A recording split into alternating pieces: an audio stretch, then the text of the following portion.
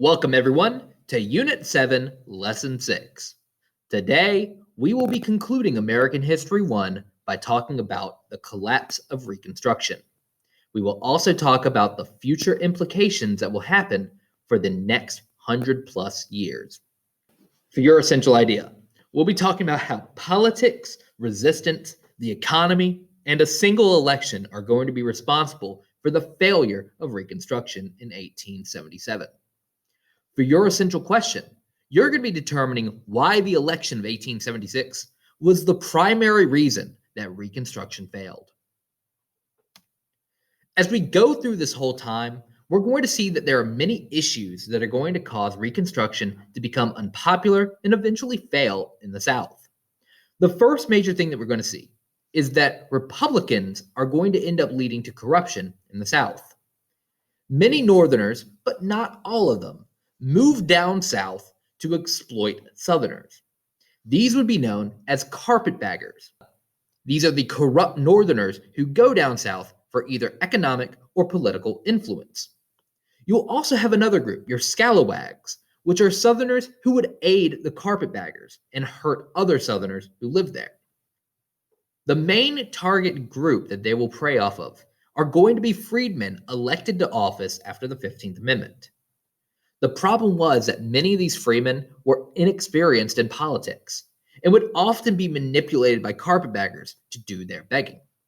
Effectively, the image that we end up seeing is that the South is going to end up having to hold the brunt of the North. If you also remember military Reconstruction, the military is still in the South. So they still have to follow the rule of these Northerners, not just in a political, but in a military sense. We will also see resistance in the South become an issue. Southerners are going to be angry at the Northerners, and particularly the fact that they are taking political control and military control over Reconstruction. Because of this, you're going to see the formation of several groups, but the main one being the Ku Klux Klan, or the KKK. They were created by Nathan Bedford Forrest, the guy in charge of the Fort Pillow Massacre, but it's also going to try to restore the Old South. The KKK, in all intents and purposes, is a terrorist network, and they are going to target, at this time period, blacks and Republicans. In later years, the KKK disappears and reappears a few times, and they will target different groups. They continue to be a thorn in the side in the country, even today. Certain KKK actions are going to hurt Reconstruction efforts, particularly in seeking black equality. If you remember the Civil War amendments, the 14th Amendment sought equality under the law. The fear that's created by the KKK will sometimes make that impossible. They are also going to target black voters, trying to intimidate them from being able to vote or run for office. All of this is going to lead to the federal government seeking swift action to limit the power of the KKK. President Grant will attempt to do this, but will only have so much success. Indeed, President Grant is only going to have so much success in his power as president through this time period. He will be caught into several major scandals and issues of corruption in his presidency because of his political inexperience. There are two major scandals we're going to look at. The first is known as the Whiskey Ring Scandal, in which government officials would steal money from the alcohol tax. This is a bad thing, taking money from the government, but it's even more crucial for Grant. If you remember back, Grant was an alcoholic. So any story that connects Grant to alcohol is going to be a major national issue. But when it also talks about stealing money from the public, it becomes a huge problem throughout the country. The second scandal that we're going to see is known as the Credit Mobilier Scandal. And what this was is that the railroad companies, by bribing government officials, will intentionally overcharge for the building of railroads. They will end up taking tax dollars, giving some of it back to congressmen, but for the most part, making more money. Both of these issues are going to cause a lack of trust between the Republicans and the public. The fourth major issue that we're going to see is known as the Panic of 1873. The economy is going to go into a depression in Grant's second term. With this depression, many people will go bankrupt. Many jobs will end up being lost. Farms will be foreclosed and businesses will collapse. And all of this is going to lead to anger against the government for their lackluster economic policies. This will actually turn violent. We will see workers angry over low wages launch national-wide strikes, particularly in the rail industry, which was responsible for sending pretty much everything across the country. The public will blame Republicans for this and will cause a lot of distrust as we go into the election of 1876. The main problem that we're going to face is that the country is tired of Reconstruction, is tired of the Republican leadership, and is going to be tired of the reaction of the country. Republicans were seen as corrupt and incompetent. And this harkens back all the way to the Lincoln presidency when he was unpopular. Democrats start to gain popularity, and this election is very close. The reality of the situation was Republicans were still more popular in the North, and Democrats were still more popular in the South. And this will cause this election to fall into chaos. Rutherford B. Hayes, the Republican, will run against Samuel Tilden, the Democrat. There is rampant election fraud in this election. This is blatant corruption. People stacking ballot boxes, people stealing ballot boxes. All of this will lead to 4 different states having some level of disputed electors. There is no clear winner, and the House of Representatives is going to have to determine a winner. The problem was we didn't have a clear majority in the House of Representatives. To avoid a massive issue, the Compromise of 1877 will be created. And this is one of the most disastrous compromises the country has ever had. The Republicans will get the president, Rutherford B. Hayes, who, to be completely honest, wasn't even a great president through his presidency. The Democrats, however, are going to have the president remove the military from the South. Without the military in the South to push and enforce Reconstruction, Reconstruction will end in the South. Following this, the South will redeem itself, having whites beginning to eliminate black rights that were created during Reconstruction. This will lead to the creation of the New South, a term that describes post-Civil War and post-Reconstruction Southern states. The economy is going to change, just slightly. The South will begin to industrialize and will build more railroads, but they will still focus for the vast majority on agriculture. We will also see some cultural changes start to appear. Freedmen remain free. Slavery is officially still over, and this will lead to the creation of black churches, black schools, and black social organizations at the time period. But this is also a misnomer or something that's misnamed. We're going to see loopholes by Southern whites that will pretty much roll back each one of those Civil War amendments. The oppression of blacks comes back, and this is very similar, if not pretty much the same, as the Old South. Each one of the 3 amendments would eventually be rolled back. The 13th Amendment, which abolished slavery throughout the United States, set a good precedent. But the problem was that the blacks were freed were generally still going to be landless. The Freedmen's Bureau did not help in providing everybody with skills, and they were going to be forced to work for wealthy whites, many of them going back to their previous masters to work on their farms.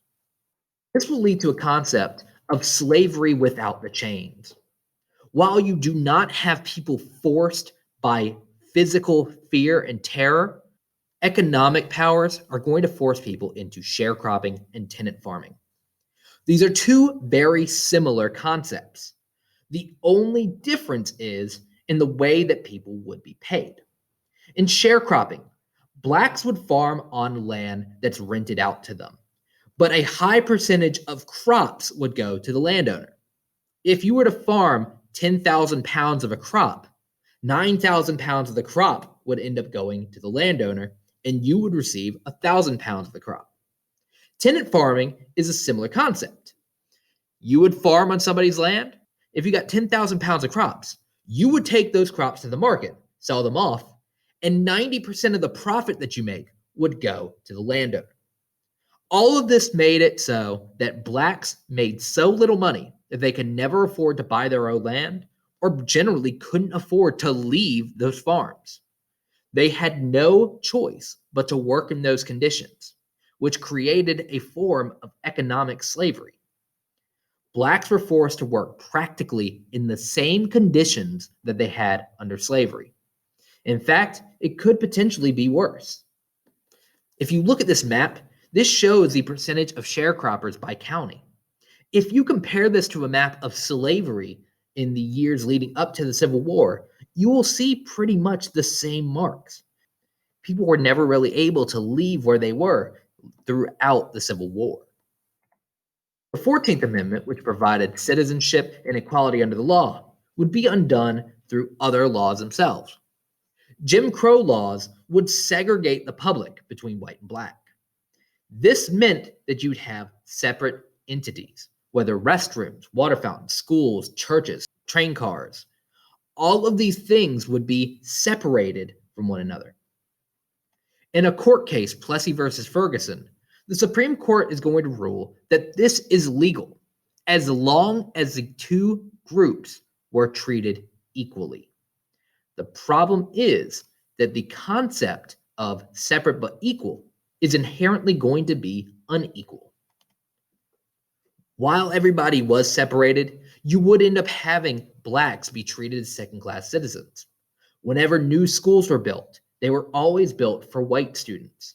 Whenever school supplies were bought, the new supplies would go to white schools. Everything in society would go first to whites, then to blacks. So while they were receiving the same things, they were not the same quality. The final amendment that we're going to look at and how it was undone was the 15th Amendment, which provided the voting rights to men of all races. But this would be undone without ever mentioning race.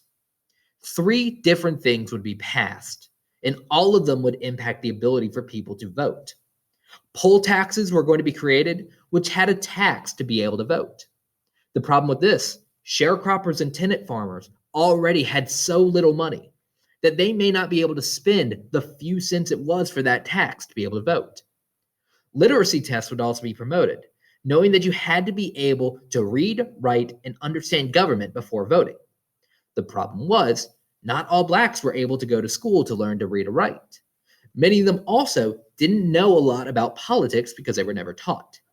These could also be subjective questions. You can give an easy question to one group of people and an incredibly difficult question to another. The final one that we're going to see is the grandfather clause, which claimed that if your grandfather could not vote, then you cannot vote. For these ex-slaves, their grandfathers were slaves, so they would not be able to cast a ballot. All of this is going to limit the political power of different groups within the country, but primarily black voters in the South. All 3 of these over time would disappear, starting from the bottom and going up. But in the time that they all existed, political power would be decimated, particularly in the South. Black disenfranchisement would lead to many issues. Blacks lost the ability to seek any political change. They lost a lot of political power, particularly in the South. In some different areas, black voters were still able to vote, but they would not be able to necessarily seek change where it was needed the most. Looking at that map on the left, any of those dark blue areas had 0% of the populace voting for the Republican president. Had blacks been able to vote in those counties, they would have almost certainly gone for the Republican candidate. But that illustrates in each one of those dark blue that not a single black voter was able to cast a ballot. So all of this that's happened shows that Reconstruction was a failure. Blacks lost all rights that were guaranteed to them by the Civil War amendments, and it happened legally in the South. Without the tag of being property, lynchings or the illegal killings of blacks became widespread and was socially accepted. This is going to generally be done by white mobs and would do this for very small violations of social codes. If you look at that image on the right, that is going to be an image from Marion, Indiana, a northern state, all the way in the 1930s. And if you look at some of those faces in the mobs, you can see that some of them are smiling. Racism is an illness that infected the entire country, but was strongest in the South. This shows that there is a lot that we still needed to do in American history to seek those changes. The reality is, as we leave American History 1 and prepare to go into American 2 next semester, that the country has not really gotten better. We still have many of the issues. While we've come together as a single nation and will never split apart again, we are still a divided country, and we need to seek to make changes to make everything better. The sad reality is, life in the South for Blacks is in many ways worse than it was even during the system of slavery. And this shows that we as a country still have to grow. We will talk about the growth that we will make, and we will get through the remaining 150 years as we go into second semester in January. Thank you guys for making it through American History 1. Make sure that you guys do your best as you go through the final exam. And as always, thank you guys. I will see you next semester.